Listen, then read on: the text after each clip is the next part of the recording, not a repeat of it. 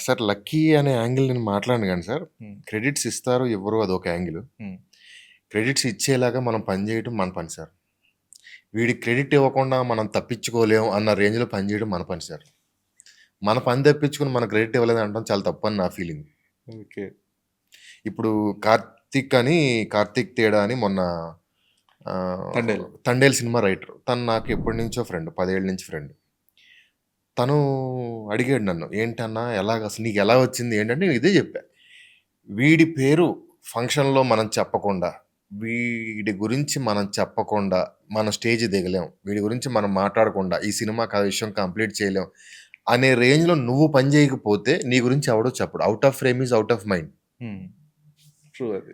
నువ్వు ఎంత పని చేయాలంటే, మన కాంట్రిబ్యూషన్ లేకుండా ఈ సినిమా జరగలేదు అన్న విషయం అందరూ నమ్మేంత పని చేయాలి. యాక్ట్ చేయకూడదు. అంత పని చేస్తే ఎవడు సార్ కాదంటాడు? ఎవరు తప్పించుకోగలరు? మీరు తప్పించుకోగలరా?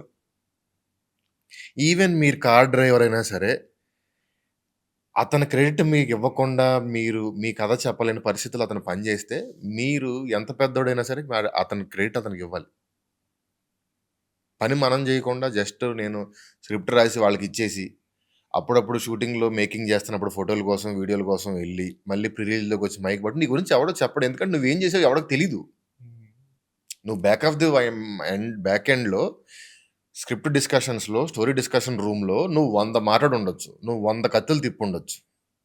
కానీ సెట్‌లోకొచ్చిన ఏ ఆర్టిస్ట్‌కి నువ్వు ఏ కత్తి తిప్పావో తెలీదు. ఆడి దగ్గర ఏముంది? ఆ డైలాగ్ ఏం చెప్పాడు? అది ఎవరు చెప్పించుకున్నారు? దానికి ఎవడు ఎఫర్ట్స్ పెట్టారు?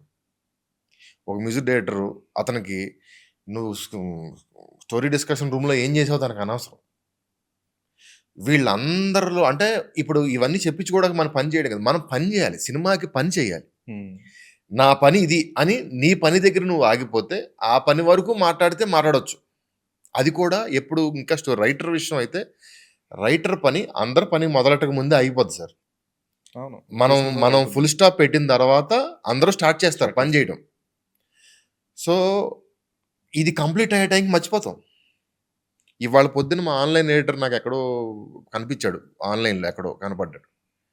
మేము ఆన్‌లైన్‌లో పని చేస్తున్నప్పుడు తమ్ముడు సినిమాకి మనం కలిసి ఎళ్దాం. అందరూ కలిసి ఫస్ట్ రోజు మీరుండాలి. ఇంత కష్టపడ్డారు అన్నాను. ఇవాళ మర్చిపోయాను నేను. ఆన్‌లైన్‌లో అతను కనపడకపోయి ఉండుంటే ఈరోజు అతని స్టేటస్ చూడకపోయి ఉంటే అతన్ని మర్చిపోయాను నేను.